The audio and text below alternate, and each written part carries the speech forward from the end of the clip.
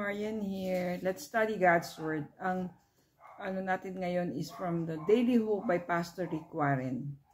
Reliable people get promoted. So yung Bible verse niya is from Genesis 39 verse 6.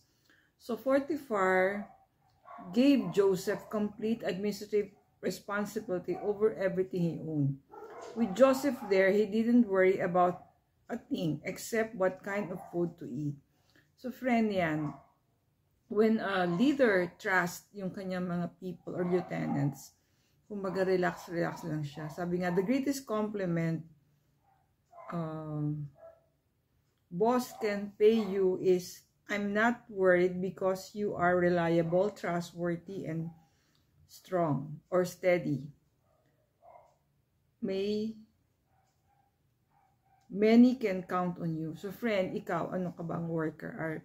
Is your boss trusting you sa responsibility na binigay niya sa'yo, or he's always there to check on you? So Joseph, complete decision making, yung binigay sa kanya ni Potiphar, complete decision making power, kept getting promoted. Sabi niya, I trust this guy with my life. So pag yung boss natin trust us, we feel confident with the accomplishment that we deliver every day, diba? Kasi alam natin, he trusts us, he gives us this power, sabi nga, complete decision making. So you feel good about yourself pag yung boss mo trust you. Parang you can move, you can execute responsibility, challenges, and your work, your duties and responsibilities. So reliability is earning the trust of others by always keeping your promises because you fulfill your responsibilities. Yun nga, diba? When we do our task, we do it well, we give our best, we are excellent. So, yung boss natin is confident of our day-to-day activity. Kumbaga, we feel we are trusted, we are loyal to them. So, ang question sa atin ni Pastor Rick is, can the same be said of you as an employee, as a ministry worker, diba? Or kung nasa community tayo, diba?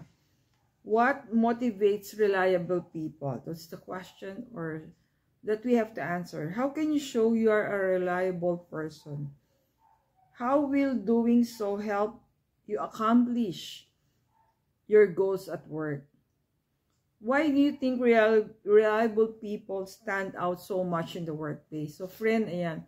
Ano ba yung challenge sa atin? We just have to do our best, give it our best shot, deliver the results that our boss or leader or immediate superior expects from us. And just like Joseph, we will be able to deliver and get the trust of our superiors. Stay safe, everyone. God bless you all. Thank you for watching. See you in our next video.